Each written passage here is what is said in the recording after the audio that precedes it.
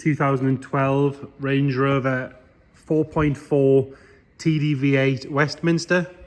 So being a 2012, this is one of the very last ones, with the latest shape, the 405, coming out about 6 months after this car. Towards the end of the run, obviously you could get this 4.4 litre twin turbo TDV8 Range Rover. So it's a diesel V8. And then this car, as you can see, is Aintree green, which is a lovely colour. You see loads of blacks, loads of silvers. It's very rare you see something like this. Lovely, deep metallic green. And then a Westminster is the specs. That's above and beyond your Vogues and your Vogue SEs. So you get some extra stuff on the interior. This colour option. Those wheels, which were on these Westminsters and what they call the Ultimate Edition. And I think that's about it. And some extra colour-coded bits. Let's start by having a look at the bodywork. We'll start on this front driver's wing and we'll work our way around. If you look down this side of the car, you can see it is lovely and straight going all the way down, nice and tidy. Headlights and the bumpers and everything meet that front wing nice and neatly. All good going around that arch, nothing to complain about there. Slight little curb mark or a little mark on that wheel there, but other than that, nice and tidy. And you've got those massive Brembo calipers in there, which are looking good as well. It's got a Scorpion or a Pirelli Scorpion Zero tyre on the front, which is sort of tyres I'd choose for a Range Rover. They're a really good tyre. Coming down this front wing, that's all nice and tidy around the grille and everything's good. It has the fitted side steps with the little mouldings. They always do this thing where they separate slightly from the thing and go a little bit wavy. These are still lovely and solid. They just want sort of reattaching properly. We see loads of them like this where they come away and that wants to sit up flush like that underneath the rubber. Driver's door, that's all nice and tidy. Around the handle area, that's good. We've got a tiny little stone chip just here. Apart from us cleaning the wing mirror properly, that's all nice and tidy. Coming up this pillar, that's all good as well. Clear glass on the front. Black going further black. Couple of little scratches where people have been getting in and out of the car. And then there's a sort of mark coming down the rear driver's door there. You can see that there. Sitting on top of the paint. And into this rear arch. Looks to be nice and solid. You've got a tiny little mark just appearing just at the bottom there.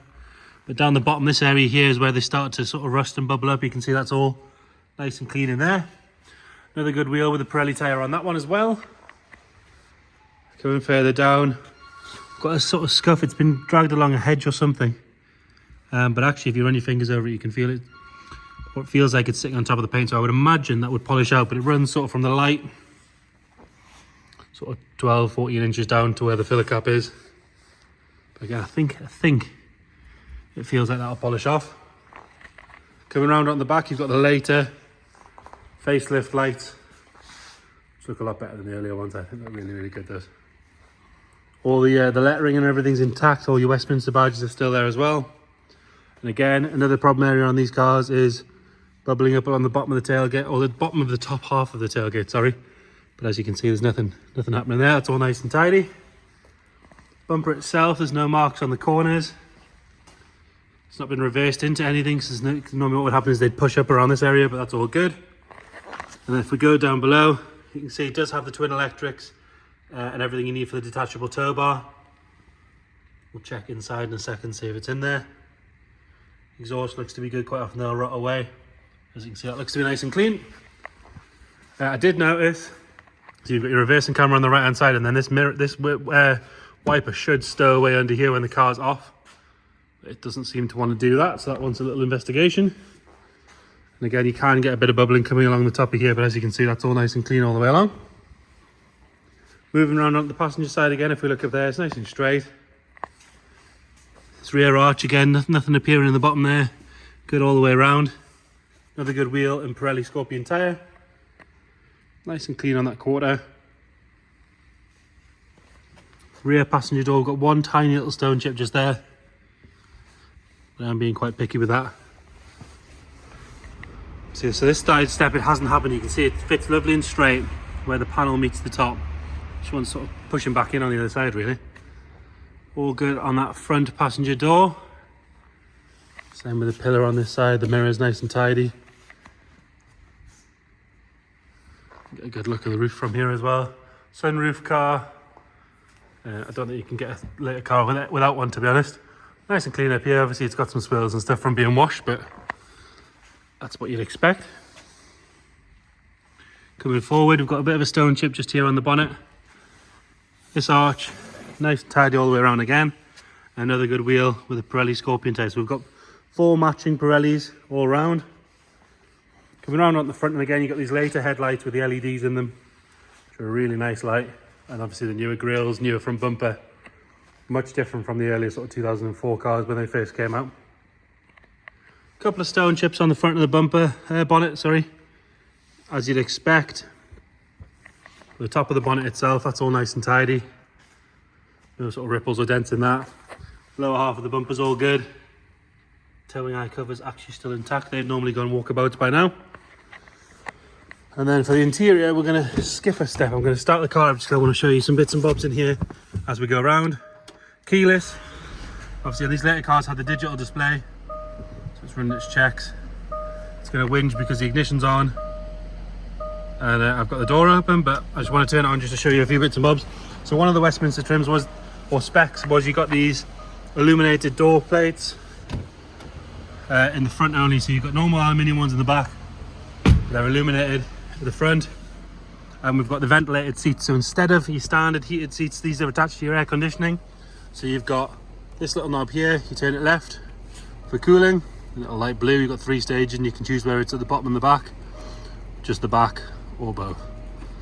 Or you turn it all the way right and that'll give you heating.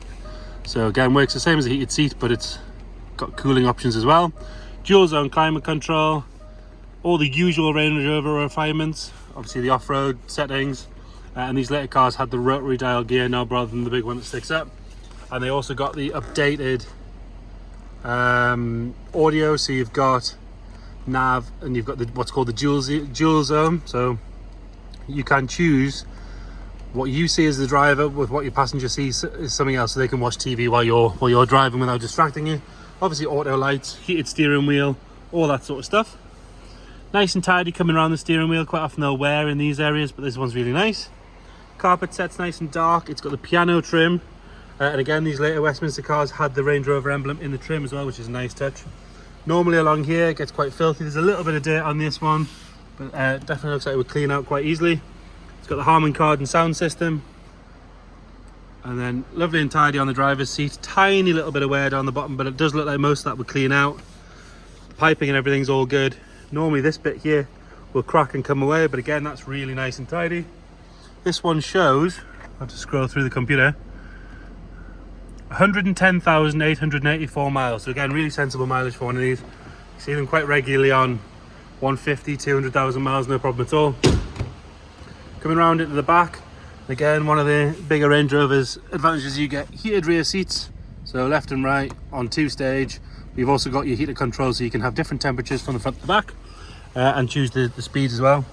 Carpets in the back are all lovely and clean.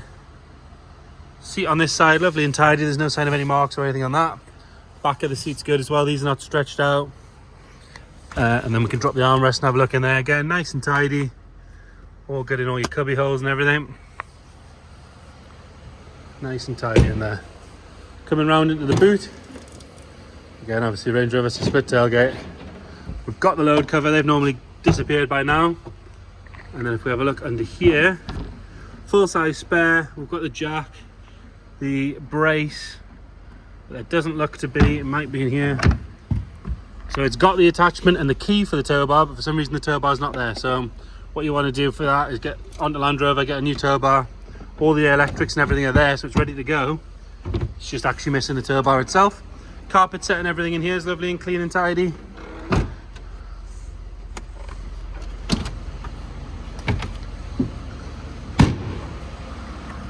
And then into the rear passenger side. Nice and tidy on that door card. Lovely and clean on the door shuts. Headlining in here is lovely as well. Quite often they'll sag at the back where the speakers are. But this one's really good. Nothing really to note in there, all nice and tidy. There's no funny smells or sign of any moisture or anything like that. Nice and clean on that door card.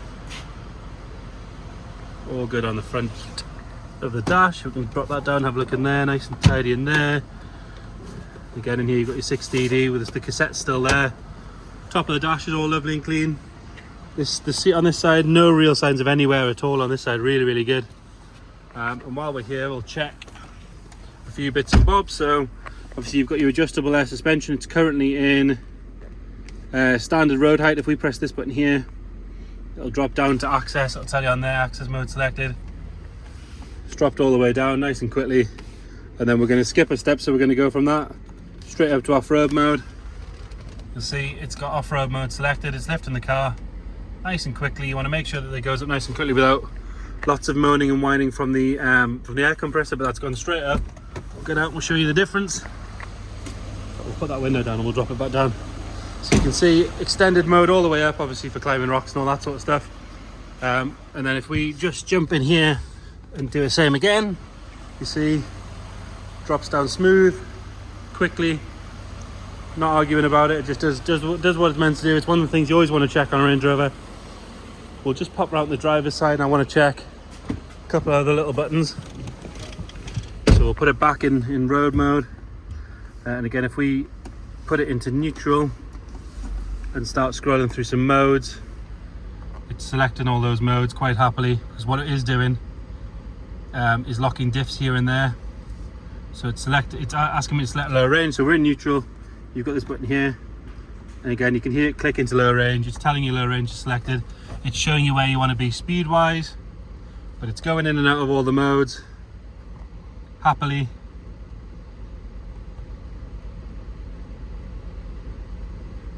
We'll scroll it back to normal, and we'll put it back into normal road diff, back into park.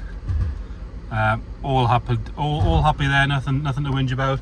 Again, if we put that in reverse, you just want to check that camera comes on, because they are notorious for the connections failing on them.